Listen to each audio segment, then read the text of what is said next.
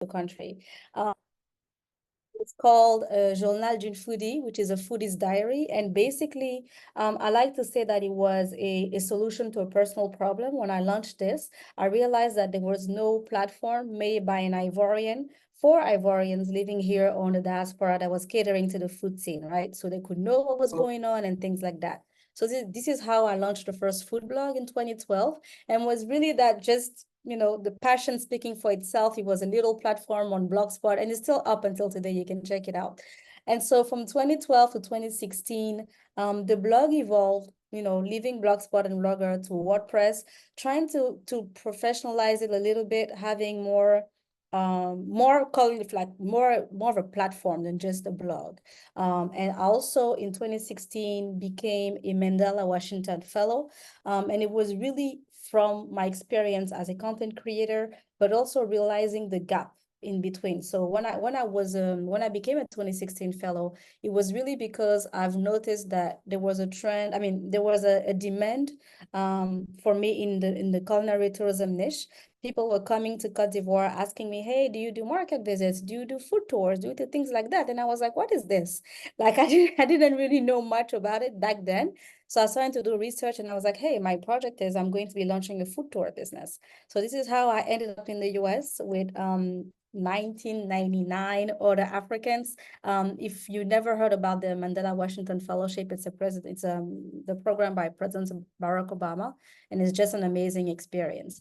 When I came back, the fellowship was really that confident booster that I needed. So when I came back, I was imposter syndrome and all, I was able to say, okay, let's do it. Let's dive right in. So I launched in 2017, the first edition of Abidjan Restaurant Week. If you're familiar or not with the concept of Restaurant Week, it's an international concept during which, for a week, like the name says, participating restaurants offer promotional discounts and a set price on different meals, right? Or full course meals. And basically, I launched the first edition in 2017 in my country. I also, right after, like I said, Yali was really that confident booster. I believed I was a superwoman, I could do anything. And so when the opportunity for me to apply to the Chevening program, came about, I was like, okay, I can do this. And basically, I did apply to the Chevening program, which is a program by the British government, and it allows you, to do like a master's in the UK for entirely free. And so my take on this was, okay, I'm diving a little bit, putting my, dipping my toes in the culinary industry, the tourism industry, but I don't want to do it without having the knowledge and the knowledge, the education about this. And so when I applied for my degree, I did a really like a 180 move. I was in marketing and communication, having had my bachelor in business administration, and I completely switched into international tourism, which was completely new. And this is why I also love about my journey, because it's really like not the everyday typical journey. You just have so many layers to it. And so from 2018 up until 2023, I'm going to skip through. It's been God first, but also lots of hard work putting into it, like, sharpening and owning my craft, making sure that I was like owning my voice. My mission also evolved from just saying, hey, I want to build a platform where Ivorians have a view of what's going on in the country, to now saying my mission is more general. Like, I want to focus on African gastronomy and African cuisines with an S, and make sure that we are able to shift the narrative, or at least contributing to the movement of shifting the narrative through foods. And so I've had that, by the grace of God, various opportunities, and here we are today. I'm going to talk about building your brand. And why I want to start with that, it's because when I share my journey, right, you may think that, yeah, she's been traveling, she's been having all this, and she's special. No, I'm not. I'm really just just like any of you in this call today. It's really just because I was able to, first of all, follow my passion, get out there, but also build the brand. It took 12 years to get where I am today. So there's no luck into this. There's passion, yes, but passion is not enough. There's a lot of hard work and also building the brand. So this is why it was really important for me to start with this topic. And so I wanted this to be a little interactive, but for the sake of time, I'm gonna skip through. But when we speak about building a brand, there's so many things and so many layers, right? But the first thing that you want to think about it's really having that consistent brand stories and values, right? They say that your personal brand is really what people say about you when you're not in the room, right? So whether I was here or not today in the call, the bio that I had, or at least the impression that, the presenter had about me, it will still be the same, right? And I'm sorry, it started raining. So if internet started to go a little bit, it's because, hey, this is also Africa and we love it. And so, yeah, so creating a distinct brand identity, right? Owning your voice, creating your story. Why is it, why is it that we should support your business? Why do you do what you do? What makes you you? And those are important questions that you should ask yourself first. The first thing before even like diving on social media or trying to put yourself out there and getting visibility, it's what's the vision that you have for yourself? What's the vision that you have for your business? And where are you trying to go? Not 1 month from now, not 2 months, but like 5 years, 10 years. Like, it's really not a sprint, it's a marathon. So you want to make sure that, you're holding tight on those values, right? And then again, when we talk about brand stories and brand identity, there's so many things that come into it, like your personality, your voice, your vision, your value, to little things like color coding, the font that makes you think about, makes people think about you, the commitment and effort that you put into this. Those are all important things when it comes to defining your brand. The second thing that I want to talk about is showcasing authenticity and transparency. And so those are words that come really often on social media: transparency, authenticity. They're overused and sometimes not in the right way.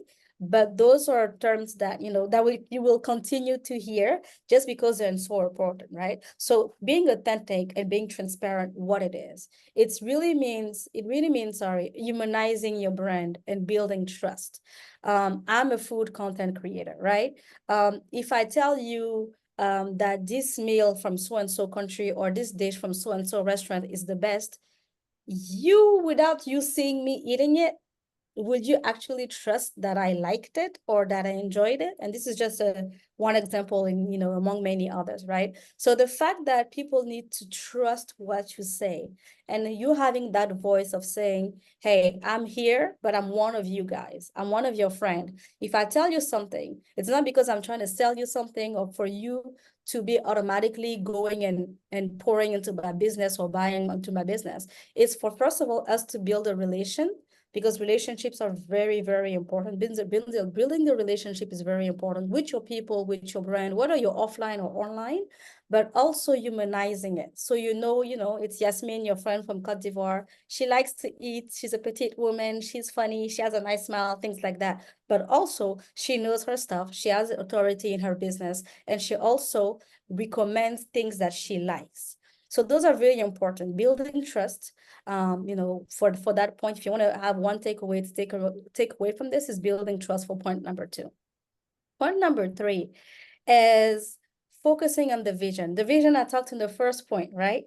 But also, aside from the vision and your competitive advantage, what makes you special?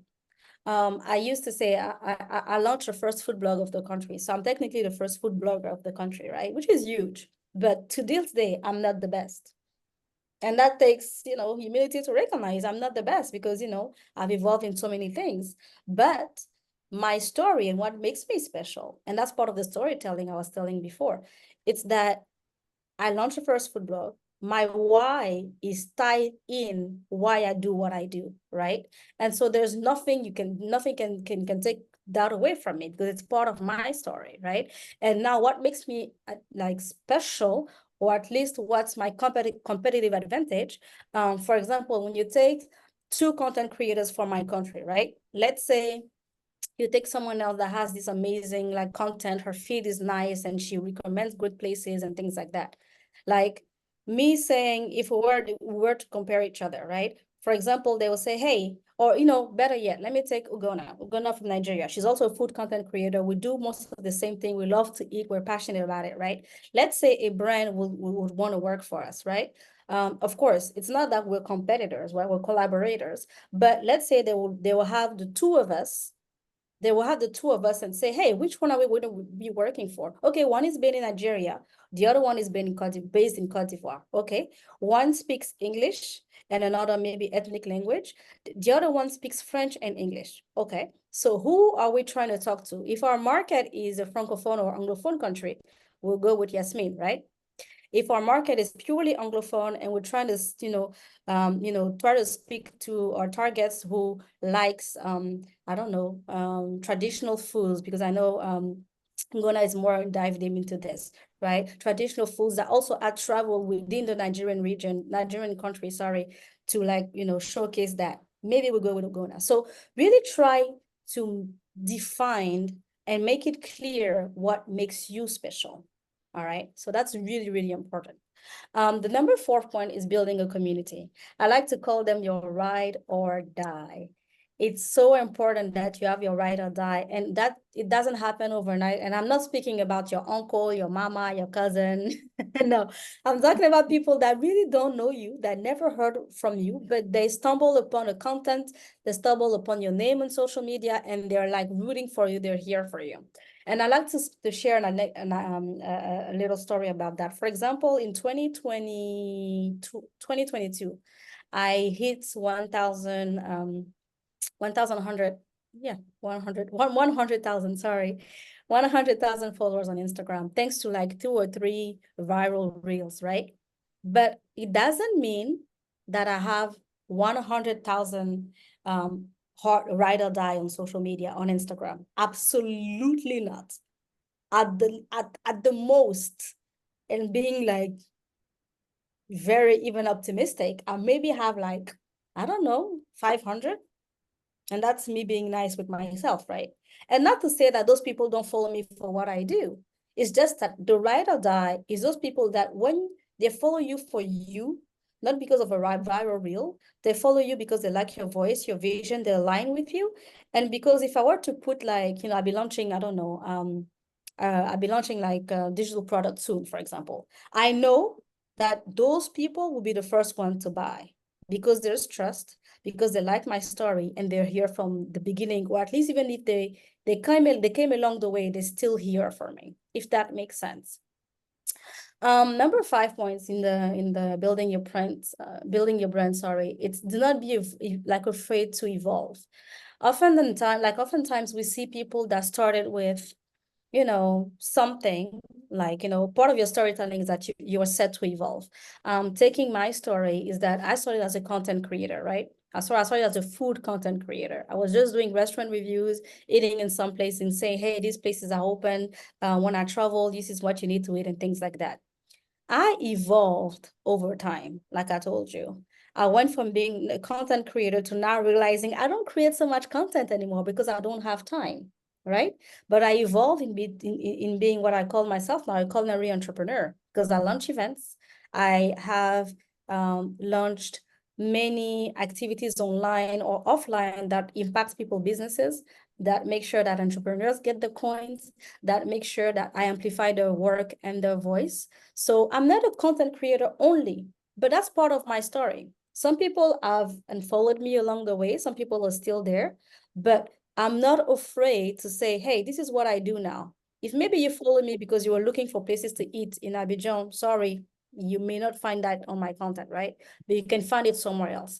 So what's important for you, and whether you're in business or content creator, I didn't ask who was doing what at the beginning, but if you're here, it's because you want to grow on social media to some extent or another, right? So do not be afraid to evolve.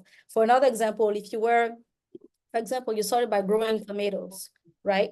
And then along the line, you realize that you don't want to only grow tomatoes. You want to also put out a tomato salsa dish or tomato salsa sauce with the tomatoes that you grow, because you realize that we're a gap in the market, right? Do not be afraid to show that. Do not be afraid to show your journey so people evolve with you, all right? If you have any questions, you can type them in the chat. I'm sure we'll hopefully have some question times at the end to answer them. My second point. So once you finish building your brand, setting the vision and everything I talked about, you also want to make sure that you choose wisely. Social media is the ocean of information, right? People, when there's Facebook was started, then, we're all on Facebook. Instagram came about, we're all on Instagram. TikTok came, now Thread is here, now Twitter, X, whatever. And so you cannot be everywhere, and you certainly cannot be everything to everyone. So you have to pick wisely. Have you ever heard of evergreen content? And I'm asking this, but I'm not going to be able to read in the chat. But please say if you ever heard of evergreen content. And or evergreen platform, evergreen social platform, right? When I talk about evergreen content, it's that content that stays relevant throughout time. And that's a good example to compare. Time? Is my time up? So that my manager will not that I'm hearing like. Okay, they're talking among themselves, I think. Let me know if my time is up because I can hear you speak. Okay, well, so evergreen content is really that content that stays throughout the end of time in an evergreen platform. So if you know, and you should be, if you know that you want to be here for a long time, you have to be thinking about being on an evergreen platform versus a time-based platform. And let me explain. A time-based platform, for example, let me know if you see where I'm going with this. A time-based platform will be Instagram, TikTok, what else would be a time-based platform? Definitely Twitter. definitely Twitter.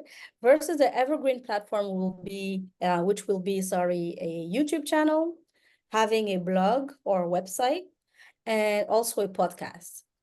So what I'm saying is, you want to have an Instagram account or a TikTok, that's fine. But you also want to make sure that your level of energy and focus is shared among the evergreen and the time-based, right? The evergreen is here to stay. So the evergreen, when people Google your name, for example, they're going to, like, the evergreen content is going to be the first thing that shows up online. And then the time-based will be there to not entertain in a bad way, but will make sure like people remember you, or they see something from you from time to times, right? But it's really important to have like an evergreen platform. For example, in my case, I started with a blog, which is still there. People don't read much anymore, but it's still like had me like owning on my presence on social media. I have an Instagram account and I'm rebuilding my YouTube channel, right? I do have TikTok and Twitter, but it's not like I'm really big on there. I'm there, but not as much. But then again, it depends on what you do. It depends on your vision. It depends on where you're trying to go. And also depends on your context, right? For example, if in Nigeria, TikTok is very big and trending. So if you have, let's say, a fun voice and having like a business that, allows you to have interesting content, that can go on social media where your target is on that platform, then go for it. Don't take my word for, I'm just sharing my experience here. But it's really important that you look at, when you look at maybe your competitors or your people that do the same thing as you, on what platform are they? Does it work for them? Or even if it works for them, where can you be so that it also works for you? Remember, being different and being, what makes you special and what makes you you. So I'm going to stop there for now, because I know for the sake of time, I don't want to talk too much.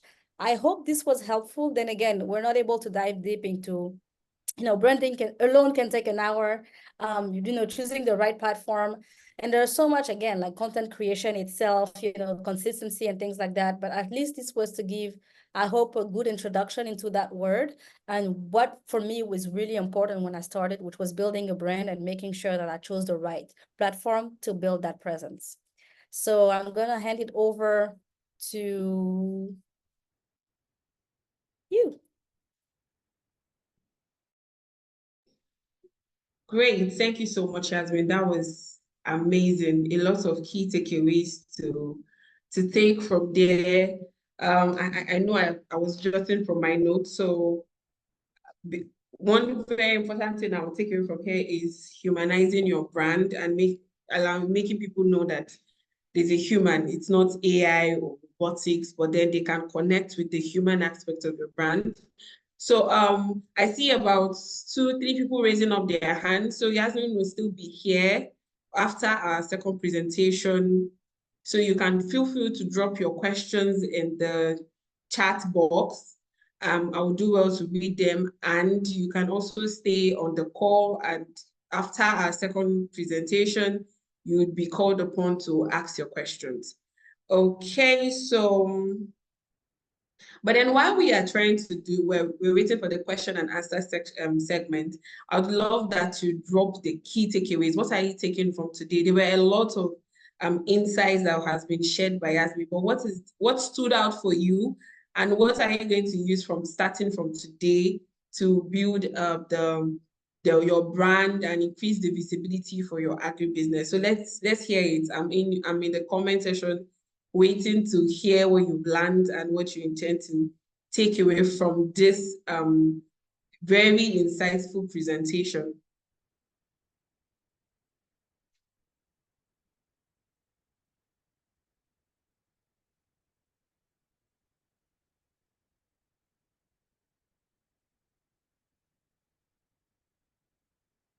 Okay, I'm seeing Colonius is also saying great presentation, amazing session, insightful, very critical. I agree with you. Okay, so our second presenter for today kindly knows that you will have an opportunity to ask all your questions. So stay tuned till after this presentation. But then our second presenter for today is Ugonna Ogechi. She is the founder of Meteor Foods Diary, and she's the pioneering founder advocate for Nigerian food tourism and the founder of Meteor Food Diary, passionately showcasing Nigeria's diverse culinary landscape, aiming to position it as a premier tourist destination. She also co-founded the Chang Impact, a Nigerian-based hospitality and consulting company, and also serves as the ambassador of the Food Travel Association. Her education was from the Western Delta University in mass communication, and her insights in her culinary insight has been featured in prominent Nigerian publications like the Coco magazine, Piggyverse blog, and she was recognized as the tourist personality of the first quarter of 2022 by Let's Go Nigeria, and listed among Africa's top most influential travel and hospitality influencer in 2022 by Ranks Africa for her contribution to industry, which her contribution has continued to earn her accolades. Through her extensive travels across Africa and Nigeria, Ugonna has received over 100 and have reviewed over 150 restaurants and hotels, providing valuable insights for both local and tourists. And as she was also a judge at the That Nigeria Flavor, where she supports youth-focused economic empowerment by celebrating local culture through gastronomy. She's driven by her unwavering passion, and she remains dedicated to promoting African gastronomy, leaving an enduring impact on the landscape and inspiring others to explore and appreciate Nigeria's culinary treasure. Ugonna is also the leading African woman in Food Fellow for 2023 and under the Food and Beverage Narrative Changer. So trust me when I said at the beginning of this session that we brought in experts who have been recognized in different levels to teach you and give you insights on how to boost your visibility online. Ugonna, is amazing to have you with us on the call, and we look forward to learning from you and from your wealth of wisdom. We're ready to learn from you.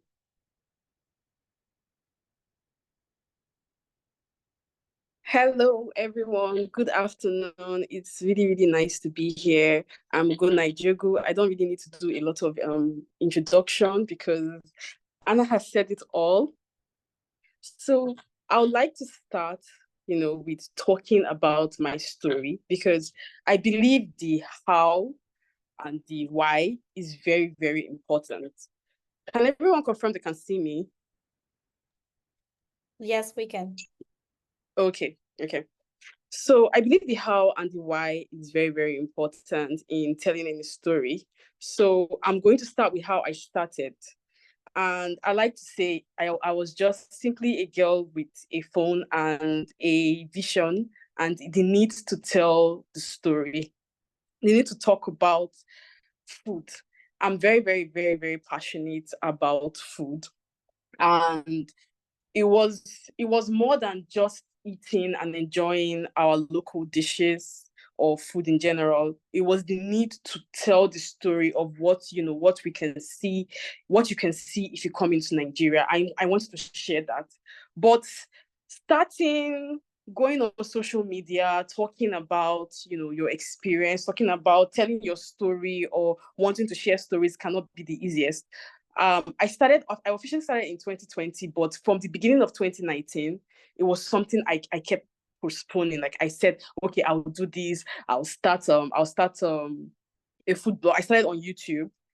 I said I'm going to open my YouTube channel. I'm going to talk about food. But then I was getting so intimidated when I come on. I'm like, starting all, having to start this in 2019. I felt like time has, passed. Like, I'm like, are people even, taking YouTube so serious? So like seriously like that? But I just, I kept encouraging myself and saying, I will. And then one day I was at a food event that was in 2020, January.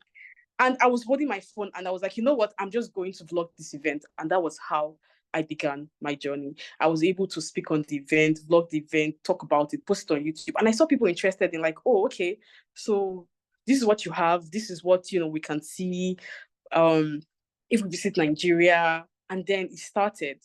And I wanted to change, let me put it this way, I wanted to change the narrative of a lot of things, like people see online. I wasn't seeing a lot of good stuff about our culinary scene on the industry. It's not like it was coming online, you'd see, but I wasn't seeing enough representation of food from the minority groups. Let me put it that way. A lot of people know jollof rice, a lot of people know egusi soup out of Nigeria. When you think about Nigerian dishes, that's the first thing that comes into your mind: jollof rice, jollof wars, and all of that. But Nigeria is, much more than that. So I began a journey of traveling to various states in Nigeria to showcase our culture, our traditions, and what we have, because we have over 200 tribes in Nigeria and we have over 500 languages in Nigeria. And I noticed that it was just a select number of food that was going mainstream.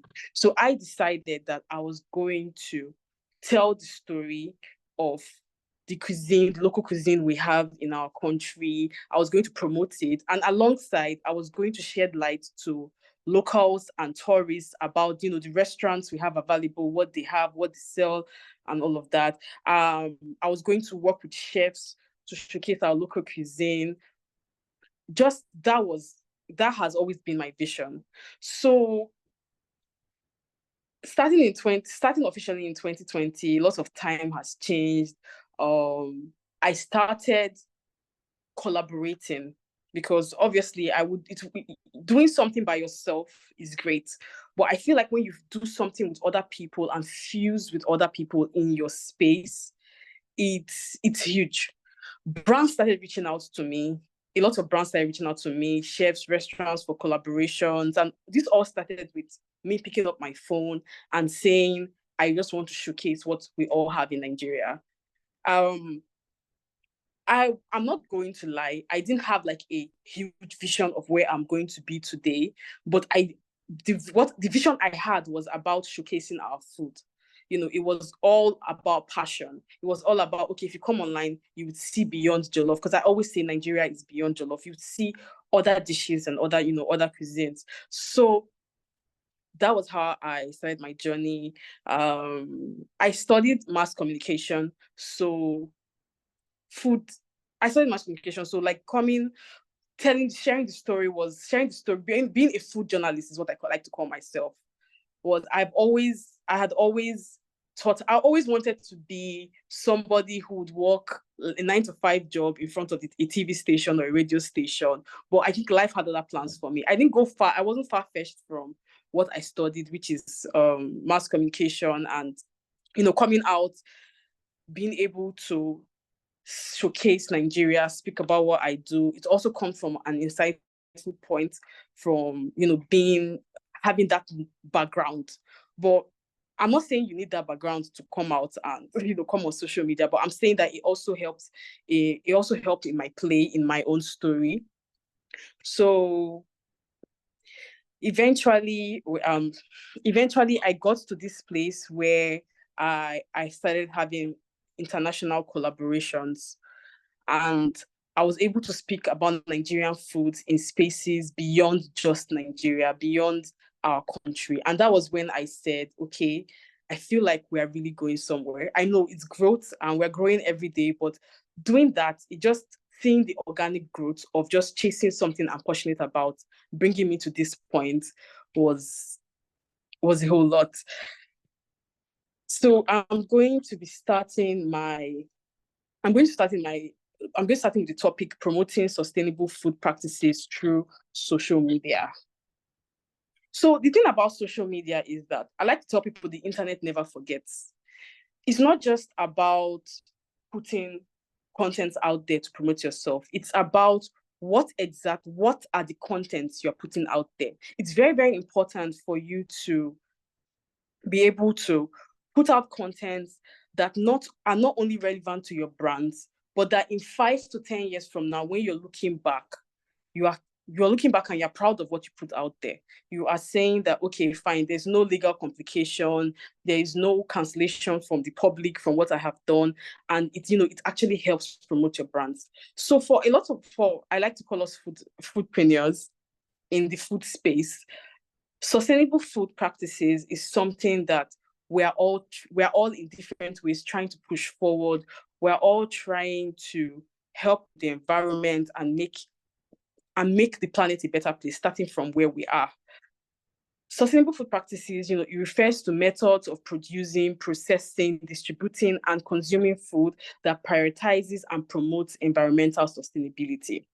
So we're talking about things like farm-to-table stories for farmers and even for chefs, using recipes, locally sourced ingredients, supporting our local brands. When you have, I don't know what social media platform you would be using, if it's LinkedIn, if it's Twitter, if it's Instagram, if it's a blog, whatever you are using and whatever you're coming to showcase your business, showcase your brand, you need to be able to censor and you need to be able to select what you put out there. So we're talking about, if you're a farmer, you can come out and not just talking about like, these are what you have to sell.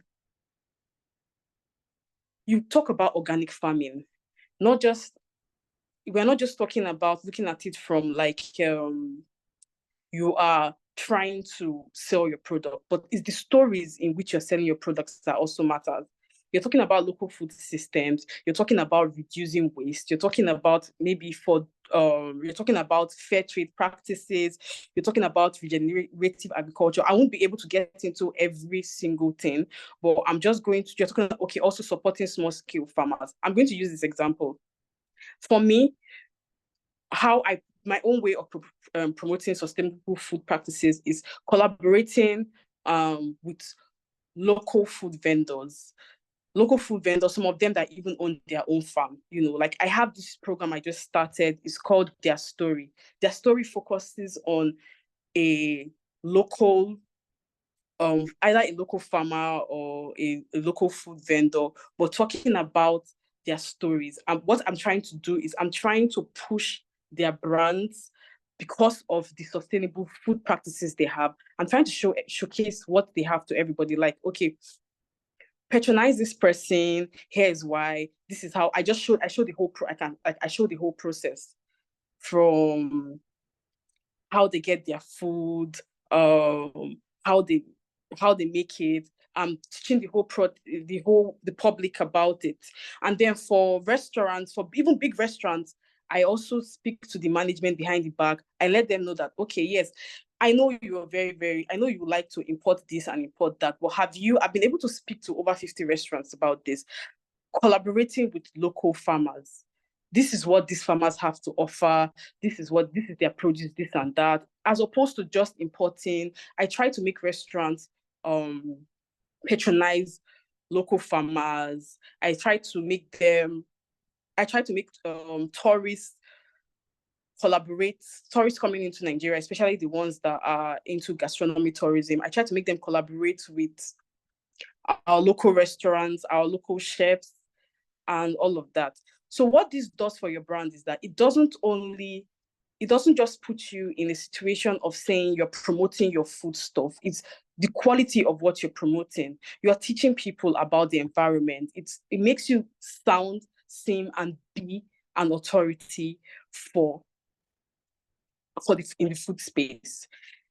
You get to attend very, very, very important various maybe like events. You get to mingle with other people in the food space just by certain contents you put out. Because I've had a couple of brands reach out to me because of certain things I promote on my page. So there are certain things that you would want to be associated with and you would not want to be associated with on your own page. Like I said, I can't really go down to a lot of details about it, but I'm going to take any questions you have at the end of it. So I would like to quickly move to my next topic, which is, can we change the screen, please? Adapting new trends to stay relevant in the African food space. When people think about trends now, because of social media, everybody thinks about everybody dancing on TikTok or dancing on Instagram and just dancing and stuff. But adapting new trends to stay relevant is very, very, very, very important, because regardless of, like I said, even if it's LinkedIn, even if it's your blog, regardless of whatever social media platform you are using, it's very, very important to stay up to date. To stay up to date in the world that is moving so fast. Okay. Aside from collaborating with other people in the food space, one of the ways you can stay relevant, you can hop on trends. For those of you that consider Instagram or TikTok, I'm very, very, very big on Instagram. Instagram and TikTok are social media platforms that I have really used. And some people are like, oh, TikTok can't be taken seriously. What are you posting on TikTok? Then I explain to them that you can actually hop on new trends to be able to push out your brand and talk about things that matter, talk about relevant stuff in the food space with TikTok. I'm going to give you an example. You can use a trending sound and you don't necessarily have to dance or whatever is going on there, but you can use that particular trending sound to showcase, to tell your own story. You can use that trending sound to talk about, to put your brand relevant in the algorithm. Because what trendy sounds tend to do is they make your videos or your posts more relevant. And then using several hashtags, if they click on it, it also can take people to whatever content you're trying to put out there. So even if you're a chef, even if you are a farmer, using trends to stay relevant is very, very important.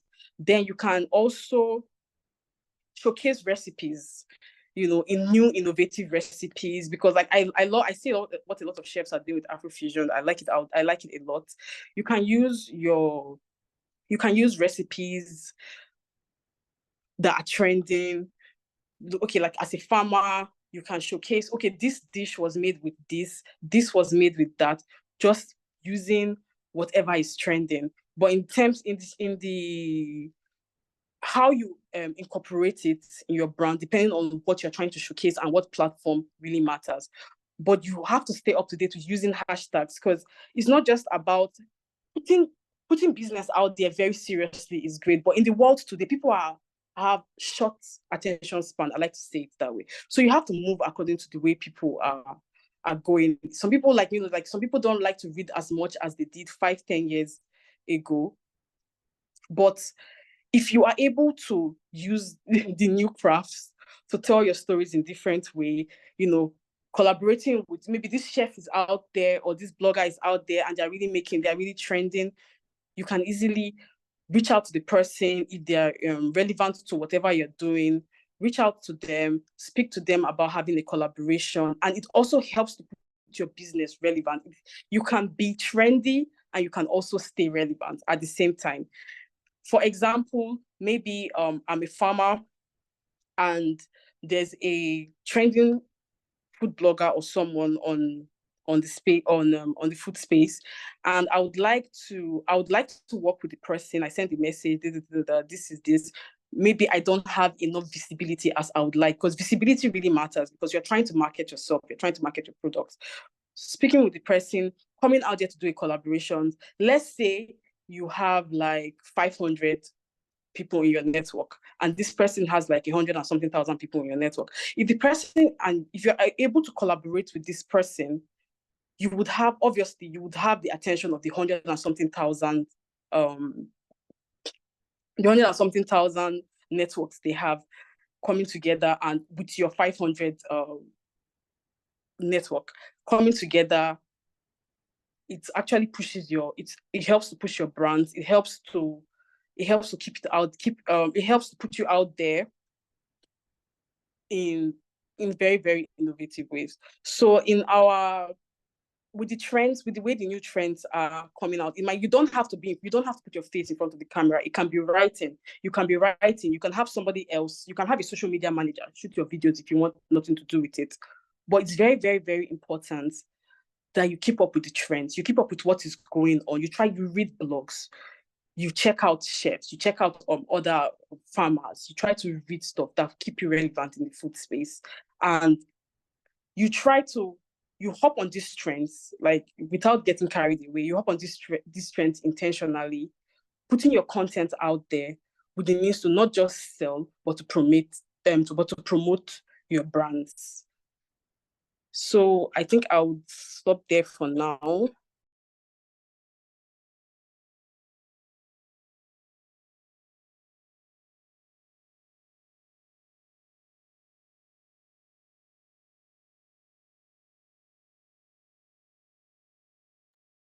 Okay, thank you so much, Ubona. I haven't even said it, and then I'm already seeing a lot of people raising up their hands. I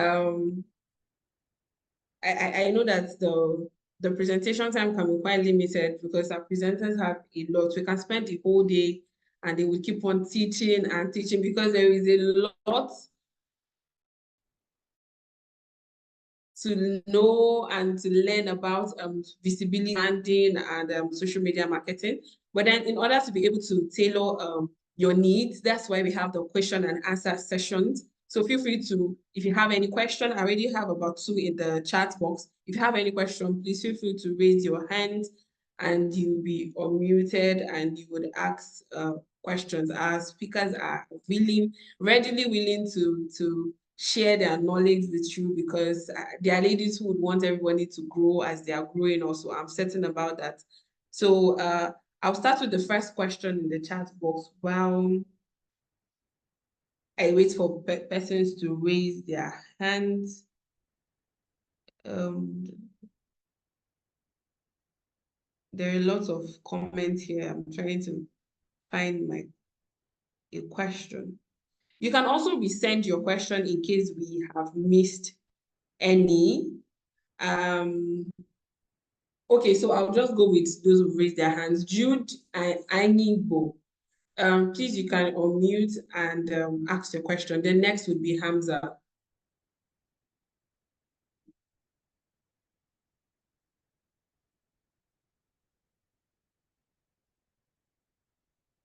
Good afternoon, everyone.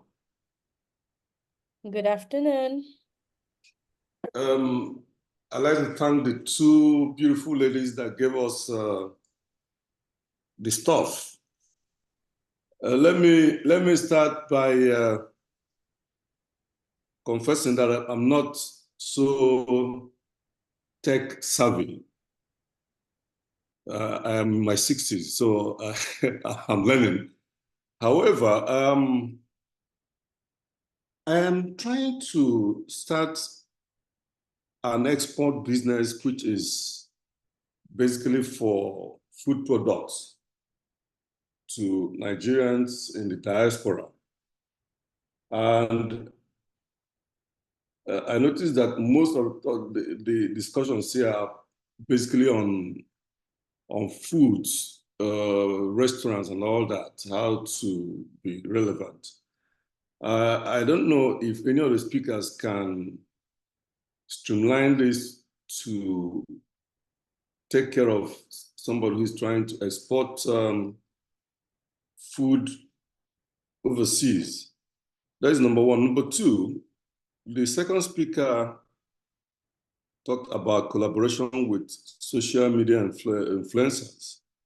I'm wondering, making such contacts, does it cost? Do they ask for some payment and all that? Because as a beginner, you must try to conserve their little funds. I think those are the two questions I have for now. Okay, hi, I think I'll take this one. Okay, hi, good afternoon. First of all, for you said you want to start exporting food. It depends what country you're exporting. First of all, you have to do a little bit of research, like, okay, what country are you trying to do your exportations? And also, what are you trying to export,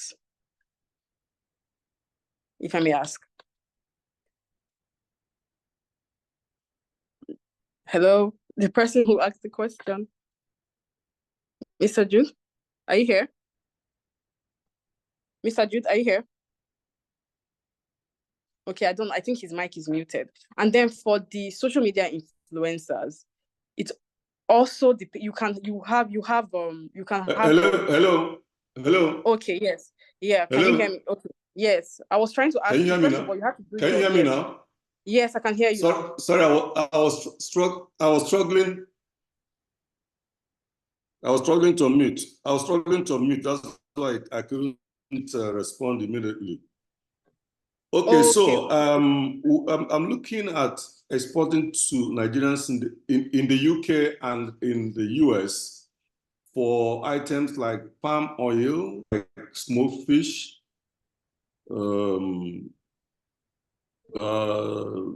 some crayfish, yams, etc. These are the products I'm looking at. Okay. For that one, first of all, you have to find out what it's going to take with cost. Yeah, I can hear you. First of all, you have to find out what it's going to take with customs, because I don't really know their regulations and their bans for customs. So that you have to do your research first of all about what it takes for exporting food products to the UK. That's why I said each country is specific, because even the UK has their own. Hello. Can you hear me? Hello, Mr. Jude. Ugonna, I think he should type in his question in the chat box and would call him up. Okay. Would read it from here, because we can't. He's breaking and it seems he's having network issues. So I'll move on to the next person. Mr. Jude, please drop your question in the chat box. Mr. Jude, he can also contact me further for the social media influencers. That's the whole other thing. So he can contact me about that and I can help him run through with it. Okay, I'm certain my team members are already dropping how you can connect with our speakers, their Instagram handles.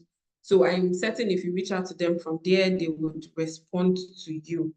So next person is Hamza. Kindly unmute and ask your question, please.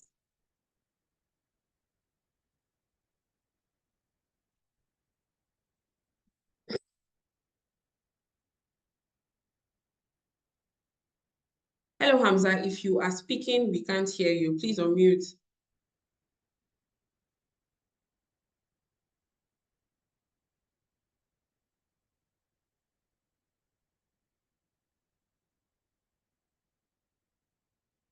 Okay, so Bashir Ali, please unmute and ask your question, because I can't seem to hear Hamza.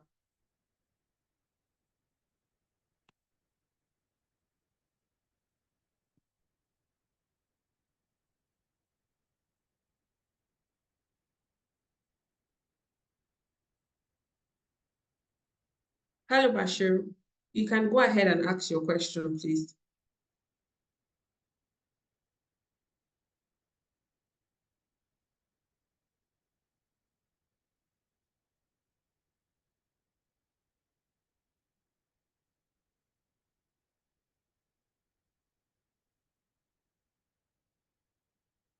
Okay, so while we're waiting for Bashir to figure out the unmute, I saw a question earlier and I'm trying to locate it. Please give example. Okay, so Jude asked, please give examples of evergreen platforms. But I think Yasmin has answered that. And okay, so there's Magaji is asking, how can I go about social media marketing? I'm not good at that. What advice can you give? So I think I'll throw this question to Yasmin and then Ugona can answer after that. Oh, that's a whole nother session for another day. Well, I don't want to repeat myself, but it's really to why do you want to be on social media? That's the first thing. Because before having that marketing bit and all the selling and the pushing and stuff is the reason why you want to be there. That it goes back to like setting the vision and the brand and things like that. If you can maybe specify like how do you call it? Detail your question a little bit more, so I can maybe tailor my answer to what you need specifically. But it really comes to the vision first. Because what we probably didn't tell you, we've been doing this for a long time, but if you don't hold it to that vision, it may sound cliche like vision, yes, but that's the thing that holds you together when things are hard, because it's not all rosy on social media. And that's not just for, we are content creators, so that's what we do for a living, right? But whether you are a business entrepreneur, like Mr. Jude, for example, trying to sell something. Like things will be hard alone, setting the business, having the clients and the whole export thing, right? And then you will have to add on top of that social media marketing, which is a job in itself. That's why people get paid to do so. That's why influencers get paid to do so. So maybe if you detail your question a little bit better, I can help. And Ugona, I don't know if you want to say something about that, but yeah, that's too vague for me because it's so many things that goes into this. Okay, just like Yasmin said, the question is a bit vague, but I always like to say, if you want to go into social media marketing, it depends on what you're going into it for. And if you're marketing your service or you're marketing your goods or whatever you want to market, you have to be able to select a channel, first of all. Like she said, it's vague. Whatever channel you want to use. And Yasmin has already spoken about it earlier on. So you know your target audience, you know where they are. And your target audience determines the type of social media where you're going to be marketing. Is it all the social media? Is it a specific one? And then you look at your niche. And then when you look at your niche, if you understand your niche in the way that you can actually do the marketing by yourself online, then that's fine. But if you can't, like obviously the questions you're asking, you may have to think about hiring someone, outsourcing, because outsourcing for entrepreneurs is very, very important. You might be very busy doing your other things, and then that's why you have professionals in the space that can handle it for you. So think about outsourcing. But if you are very sure you can handle it yourself and you know your specific niche and what you're getting into, you can always reach out to me on I think my social media handle is there, and just send the DM, and then I can be able to get into it. Then you can ask, very, very streamlined questions, and then I would know what exactly I'm going on about. So yeah, I think that helps. And just to add up to that for everyone else, it doesn't have to be, that nice Instagram account with a nice feed. Everybody, I hope, has at least one social media account. We all had Facebook back then, even though it's your private account, right? But you can start with that, but then because that's your online presence. You already have like a footprint in the digital space. So you can start with your Facebook account, whatever you're selling, you're trying to promote, what are your products or you're having product or services. You can start with your circle, you can start building your ride or die there before having that, page for entrepreneur and all that. So, you can start small, and that's really what I recommend, because we did mention so many things, but start small is the key. It's really, really key, because it can be overwhelming. It can really be overwhelming. That was quite insightful. Okay, please, I need the social media link to the presenters. There are lots of comments. Literally, it seems The presentation was very clear enough. I see a lot of people has dropping in comments.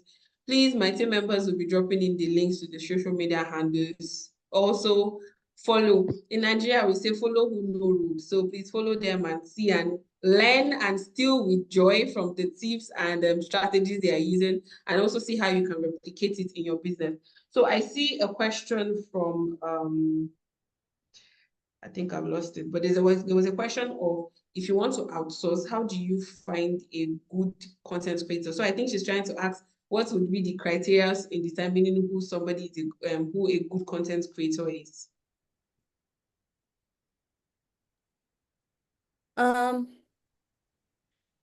Like when you look at, okay, there are so many content creators, right? And don't look at numbers to start with.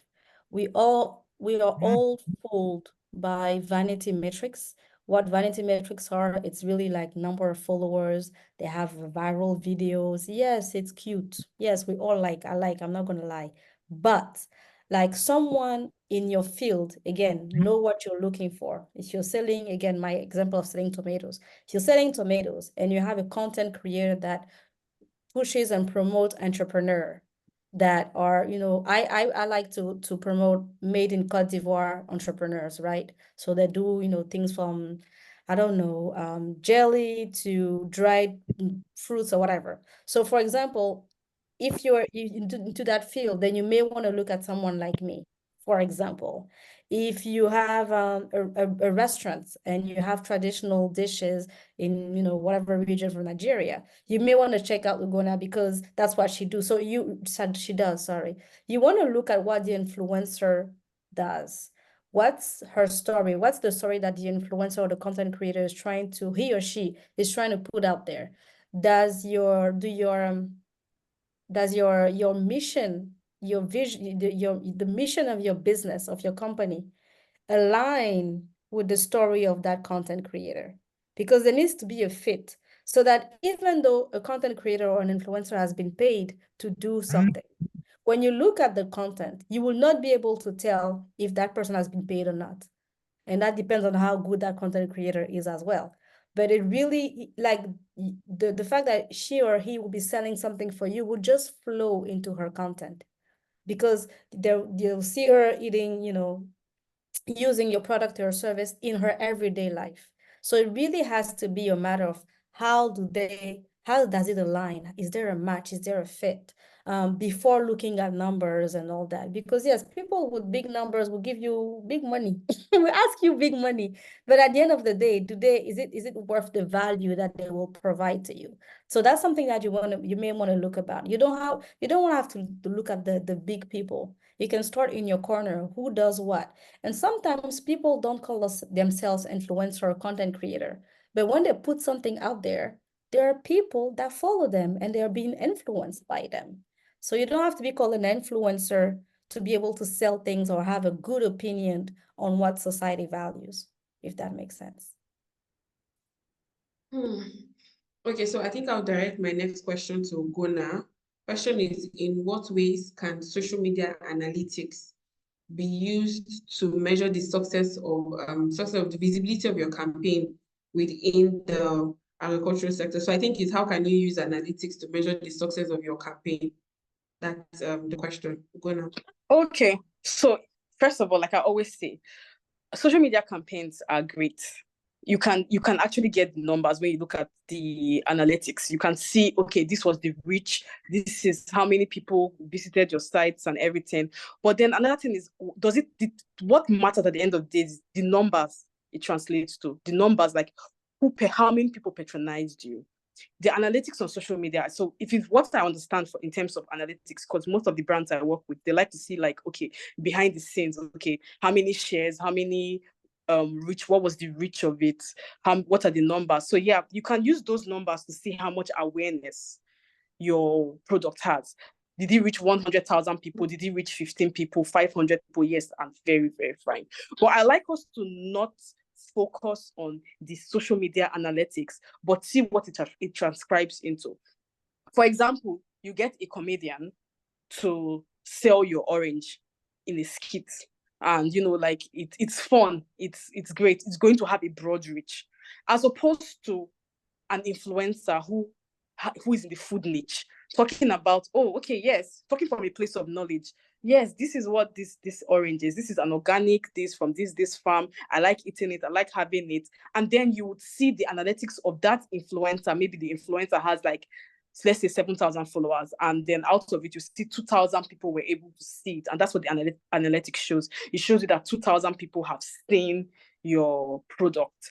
And then while for the comedian that makes viral content all the time, you'd see that 100,000 people have seen it. 100,000 people may have seen it and you may not get 3 customers.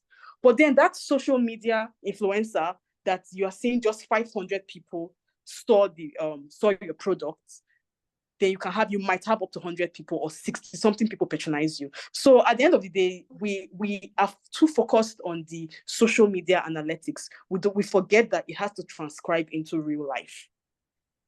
And then also don't forget that don't forget that the crowd and the people cheering on the comedian of a social, or the comedian influencer that you brought, they are not there for food. They are not your audience. Do you understand? So your audience might be the other smaller influencer that you're on looking, and then you are just so focused on what the social media analytics is going to show. So I think I've answered that.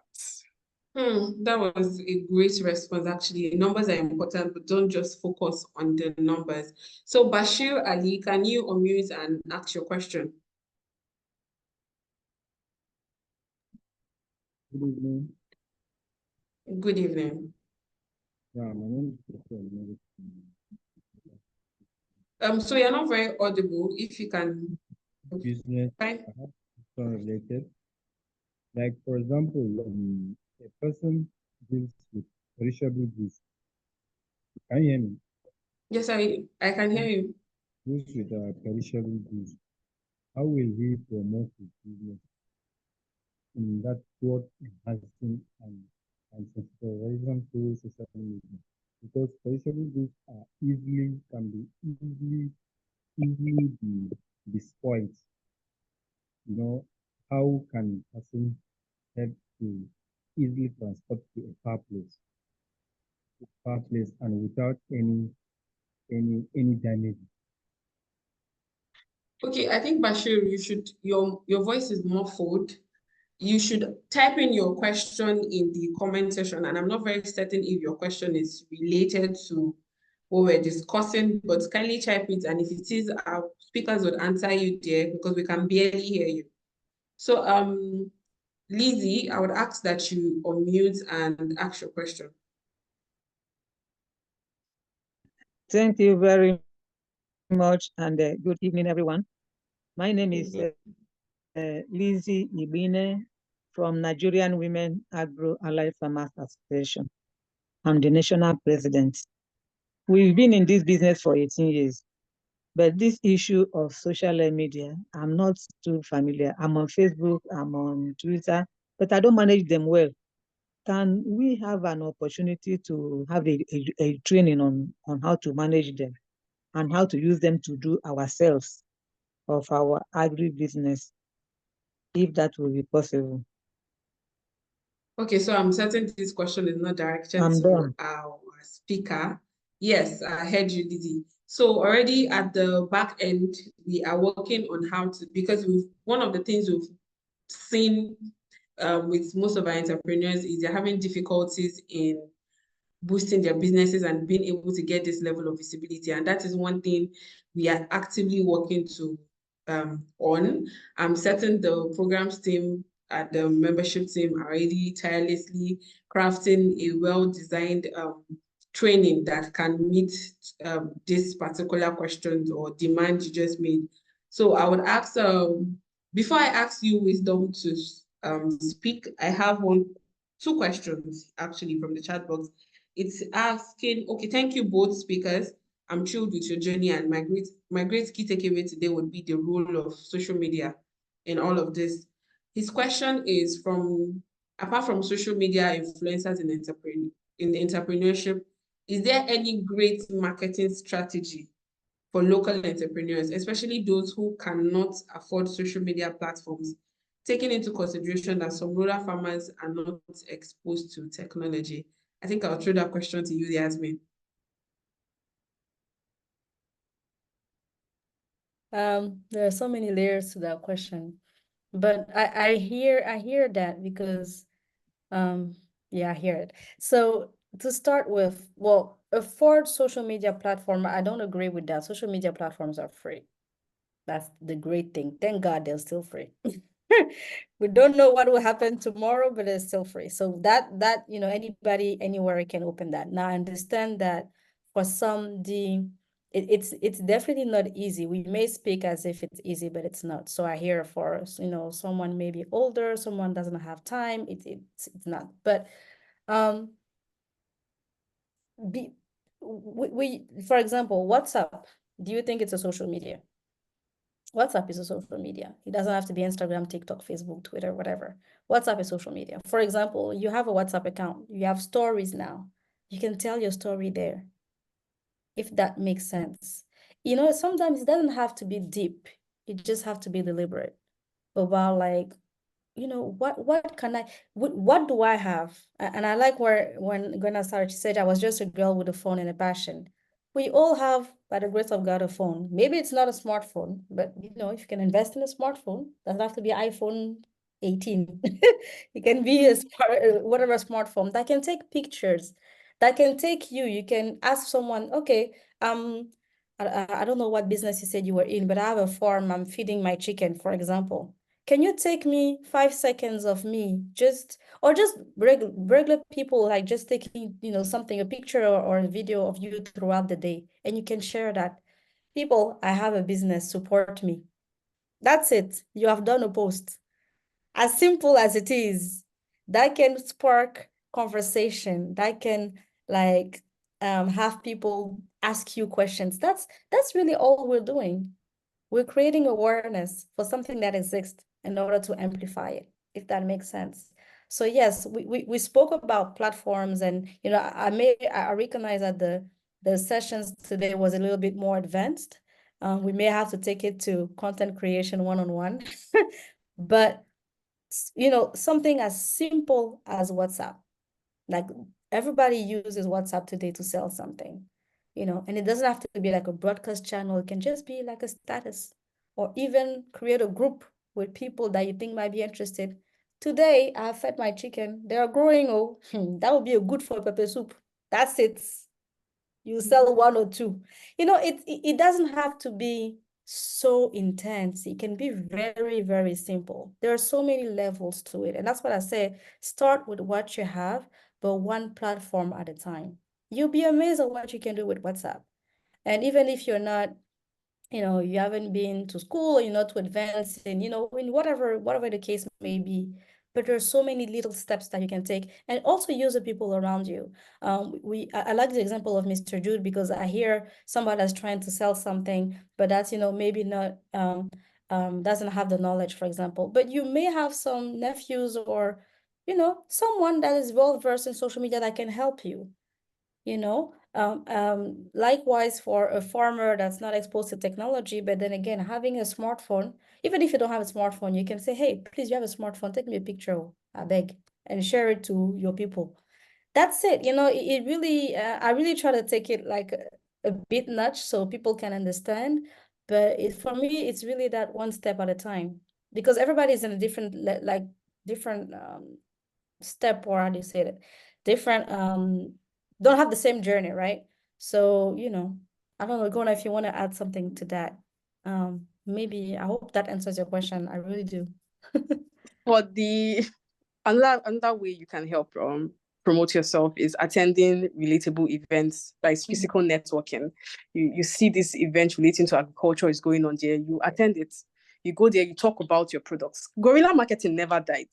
It never died. Forget the age of social media. One-on-one conversations, it's going to go far, but you have to target the kind of spaces you would like to visit to talk about your products, while not forgetting to post it on your WhatsApp status. Like Yasmin said, most of us here are on WhatsApp. I dare to say 80% or 85% of people are on WhatsApp. So what you can do is just make it people love stories. people love a good story. So you can even start showing a particular chick from when it was small until when it's getting bigger, just make it fun, make it interesting in your own way, but still make it professional. So yeah, I think that's all I have to add. But don't forget to sign up for like events, and well, we have AFC here too. Like we are all on this platform right now, connecting and speaking. These are the type of platforms you meet like minds too. So I feel like I've been able to add to that. Okay, so before we let you go, it has been an amazing session. I've also learned a lot. One last question is, what are the best practices for creating engaging social media content that resonates with agricultural communities and audience? Okay, I think I can take that. Okay. First of all, what you need to understand is that I like social media yes, you can use it to sell your businesses and all of that, but I would like you to take out that tie a little bit, losing it, relax, and make content that people would like to see. For example, sorry, Anna, go on the last part of the question again. I think I've lost it. Let me just a minute. Let me try. Okay, what are the best practices for creating engaging social media content that resonates with agricultural communities and audiences? Okay, you use relevant hashtags, first of all, very important. You have to use the relevant hashtag for whatever you're trying to do. If you are a farmer, if you are a chef, depending on what you use, you find the relevant hashtags, hop on trends, like I explained in my last bit. It's yes, you have to. You have to grow with the, I'll say with the pace and what the world is today. Content is content, regardless of the type of content you are creating. You have to be able to be knowledgeable in whatever field you are in. If you're a farmer, if you're a cook, if you are importing and exporting goods, find a way to create content that have to do with that topic. But you can also add a trending twist to it, so people will be interested in seeing your contents online. Putting content online there's a lot of pressure on it, even for me as a content creator. Then sometimes I just remember how I started, just no mathematics involved in it, no extra calculation. Create a content relevant to your niche. Use trending hashtags. Post it. You can tag people in your sector. If it's other farmers, if it is, that's how you grow a community. That's how you start putting out your content, using the frequent hashtags and using the trending sounds that can actually help push your videos, or just coming out and speaking about it. A short video, not too long, just maybe a minute or two. Just introduce yourself and be dropping things like that almost every day, and everybody wants to hear what you're saying. What's this person going on about? Yeah. If I may so add, I just want to add a little something, maybe to give a bit more concrete example. Like I mentioned before, with my example of the chicken that you're feeding. Don't forget that content is every day, everything is content. Every day there's content to be shared. So for example, whatever you're selling, you can have like engaging content, for example, on social media is how to do something, like a kind of a guide.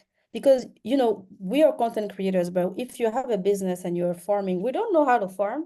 I'd be interested in knowing how, something that I like, I don't know, again, going back to tomatoes. I like tomatoes. So something that, like, I don't know how to grow tomato, as stupid as it is. I mean, I try my little garden, but it doesn't, work. So you may have techniques that I don't know. That's engaging.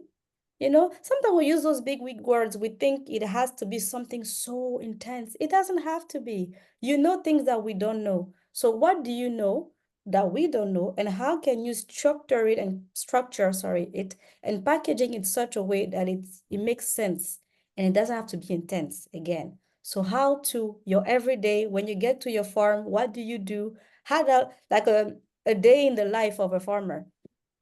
That's content. Every day is different. I'm sure there are challenges every day, whether it's raining or shining. So really the content has to be simple. I will go back to that and end with that, but really take it one step at a time and make it simple. Before it's engaging, before it's viral, it has to be simple and people have to understand it and align with it. Okay, great. Earlier I said last question, but then I see Akinloye is raising his or her hand. So please, if you can unmute and ask your question, that would be our last question for today. Yeah, thank you. Mine is just like a request. I actually joined the webinar late due to the network issue I'm having here. So I've actually requested for the opportunity of having the recorded version shared to way that we are not. So I don't know if there's a room for that. Okay, I get you. The recording of this whole session from the beginning to the end would be available for you to rewatch on our YouTube channel, definitely before the close of business tomorrow. So you should be able to access it, and then you would also be contacted with the link. So for all everyone who were not able to join from the beginning can rewatch and also learn from the amazing things we have been learning from the beginning. So since this is our last question, so thank you so much to Yasmin and Ugonna. It is always a pleasure to have you. I'm certain we learned a lot based on the insights, the responses. I've been seeing Yasmin and Ugonna, aside from speaking, they've also been responding in the chat box. So thank you so much, ladies, for being amazing. So usually we do this at the end, so we get to let our speakers, they're very busy ladies, trust me. So they have the rest of the time to themselves. Kindly turn on your camera so that we can have a snapshot. So that when you are going to their DM, we can be like, this is me from this session. This is my additional question. For those of you that would be reaching out to them by their social media account. So let's turn on our screen. Mahmoud, Jude, Emmanuel, I'm seeing your faces, beautiful faces. More persons, let's turn on our camera and take this snapshot. Amazing. Let's smile, please. I know it's the end of the year and we're all stressed. Let's say cheese. I'm certain my team members will be at the back end taking pictures. So I'll ensure you screenshot it too. So you tell them, this is me from this session. This is my question. I need more insight on this because I am seeing a lot of you are already asking for their social media handles. So I guess you would want to reach out to them personally. So this is my own cheese. Okay, great. Thank you so much, Yasmin and Ugonna. Thank you Thanks for for having us. thank you so much. Okay, so we're going to the next part of the our presenters have said a lot, but this is not the end. We are moving on to the next segment of today's engagement. In the next less than 20 minutes, we would be out of here. So sit tight. And I see a lot of people asking for WhatsApp links. How can we join WhatsApp? How can you join the community? So this is your opportunity right now. So I'll be calling on our membership officer, Nosa Obano, and he will be taking us right through how to join the AFC community and be able to benefit from all the additional benefits we offer as a community. Over to you, Nosa.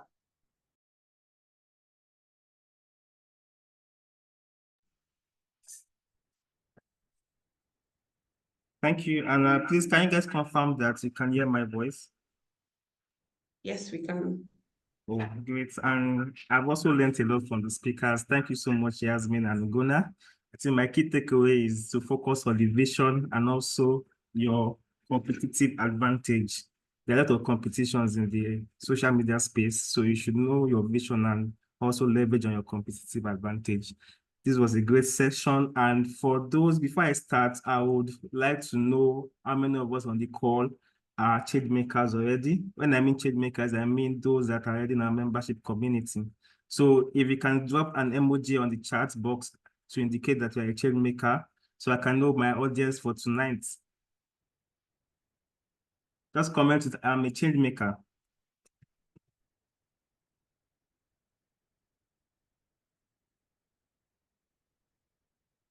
Let's keep it coming, guys. Great. I see Bushra Abdurrahman. I see Isaac. Yes, great to have you guys on the call. To those that are yet to join the community, you are missing a lot. And hopefully by the end of this call, you guys will also become members of the community.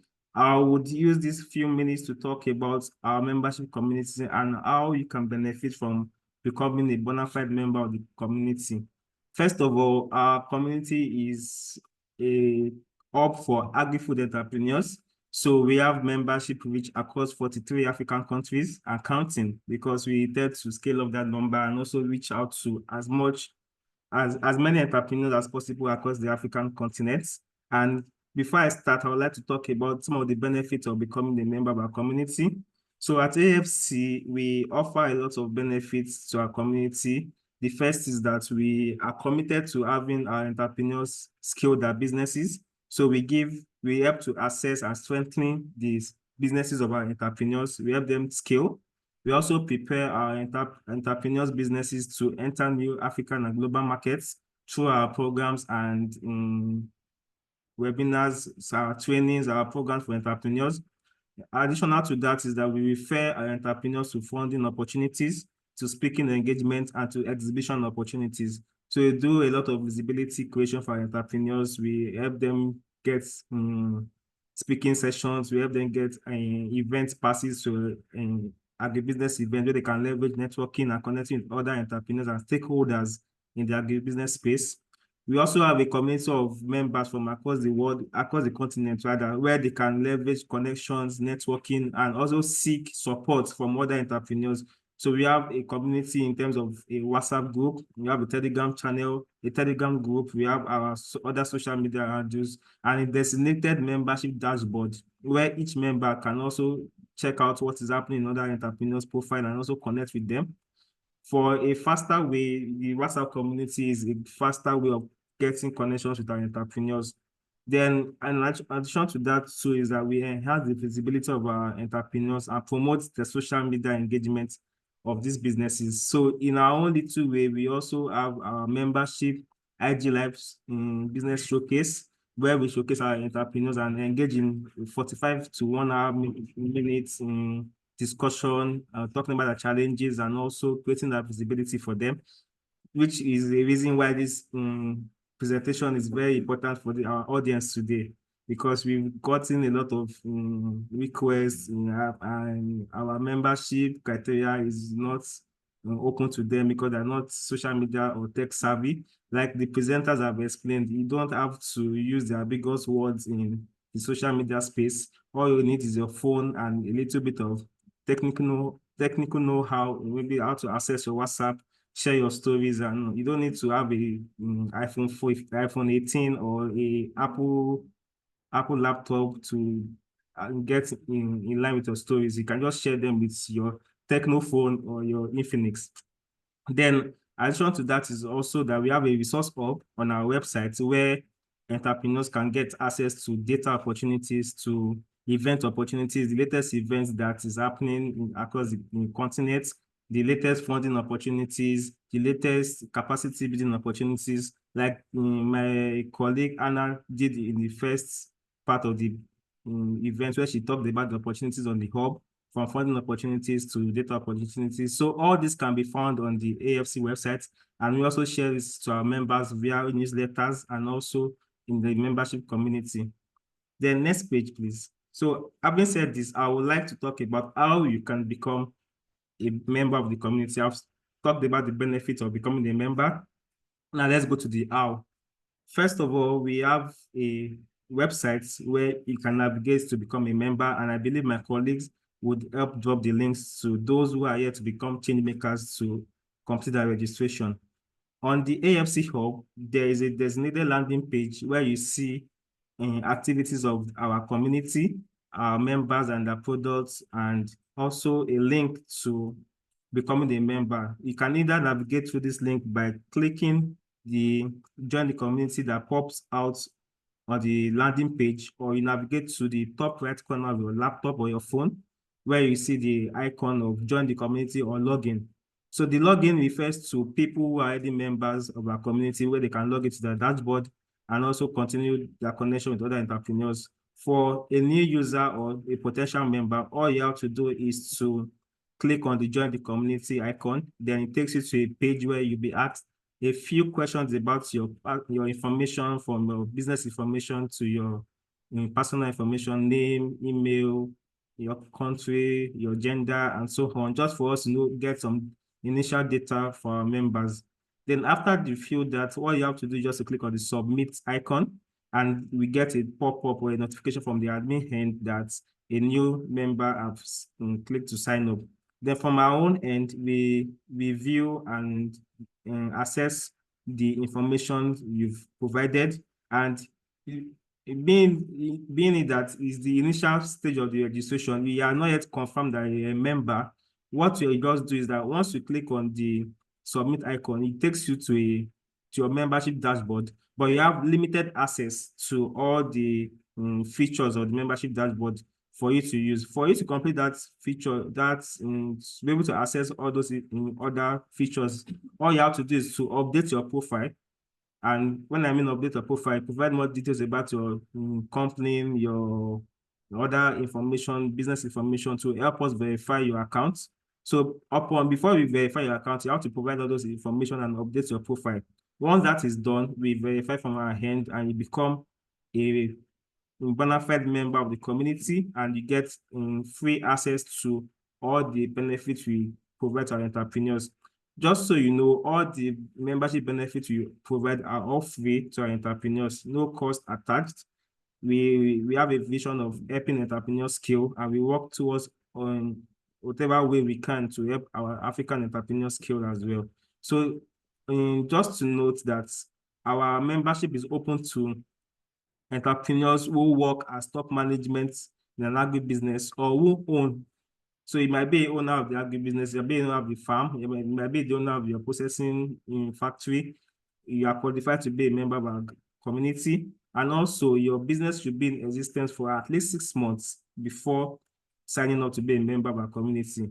And lastly is social media presence as well. Our presenters have spoken so well about the need of creating that social media presence.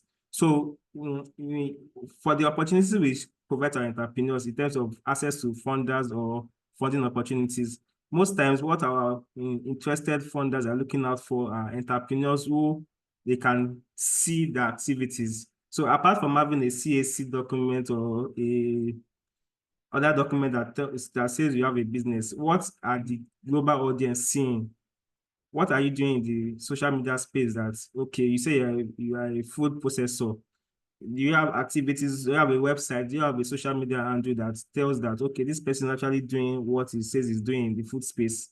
So that is why, if most of us have not gotten any key takeaway from this presentation, we should always know that the world is going global, and we need to tell our stories more on the social media space to get more audience and more opportunities. Opportunities fly around, and it's open to anyone who wants to get this opportunity on time. Before I go, I would like to talk on the marketplace functionality on the membership dashboard. If you can please share the screen.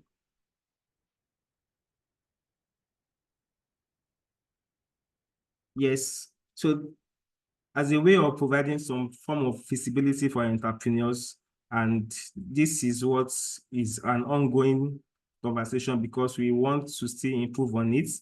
We want to start making it a way where entrepreneurs can also leverage it for creating a form of transaction, and also getting more details from that to consumers as well. So we have a marketplace feature where our members can log into the dashboard, and what they have to do is just to post a product, picture of the product, the price, the description, the name of the product, where entrepreneurs or where buyers can get it, and links to where the product can be got, or how they can get in touch to the entrepreneurs themselves.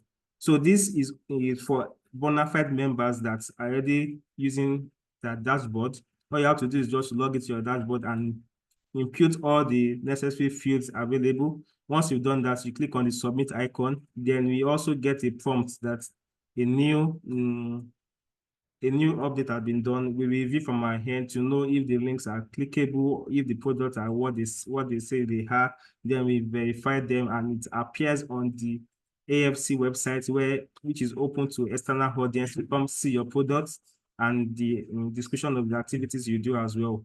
So with this I've said, I would indulge that everyone on this call that is yet to be a member of the community to just take the next 2 to 3 minutes to become a change maker by clicking the link that is on the chat box to navigate to the community and sign up now and start benefiting with our other entrepreneurs and connecting with other entrepreneurs as well. Thank you so much. I'm open to questions in the chats. Over to you, Anna. Thank you. Okay, so there you have it. If you have not signed up to our AFC Hub, you are missing. Like I've said, we're a one-stop shop for your agri-business success. So kindly run onto the link that is being shared in the chat box, click on it and sign up. It only takes you less than 2 minutes, and then that is it. You will be part of our community and be able to benefit from additional benefits. I can see that the link has been dropped to become a member of our amazing community. Okay, so finally, before we end today's session, thank you so much for staying with us from the beginning also the end. It has been amazing having you, engaging with you, and also interacting with you. So we are happy to announce our next edition of the First Thursdays program. If this is your first time joining us for this First Thursdays edition, it is a monthly event that is being organized by AFC. So for our next edition, we'll be having Mr. Femi Adekoya, who is the founder of Integrated Area Precision, and he would be talking on the topic employing data analytics in agriculture. We understand there is the importance of data when it comes to every form of business. So the sign up is going to be July 4th. It's also a Thursday, that's why it's called First Thursday. So it's going to be July 4th, and it's also going to be the same time, 3 p.m. and we will also be using the Zoom platform. This is the link to sign up. We look forward to having you. We look forward to, it is always an exciting opportunity to be on the call with you. So hurry now and sign up for the next edition of First Thursdays. And trust me, it would be as exciting and as informative as this session has been. We'd encourage you to stay connected with our community of over 4,000 entrepreneurs across 43 African countries. You can always reach out to our number on WhatsApp and share your feedback on how we can improve. Don't forget to follow African Food Change Makers on social media to stay on top of all our programs and activities. Those are the first points of contact when we're trying to announce the new and exciting initiatives we always have bring on to you. Follow us on Instagram, Facebook, Twitter, YouTube, and also subscribe to YouTube, because that is where you will be seeing the replay of this First Thursday session. And also feel free to subscribe to our newsletters to receive the latest opportunities within the agri-food space. My colleague should be dropping the links to our various social media platforms. So whether you are on LinkedIn or Facebook, just click on the link and it will take you directly to our platform. So we have already taken the pictures already. So thank you so much for attending this session. It is always an exciting opportunity to be with you. So till we see you next month for another exciting edition of the First Thursdays program, enjoy the rest of your day and have an amazing week. Bye.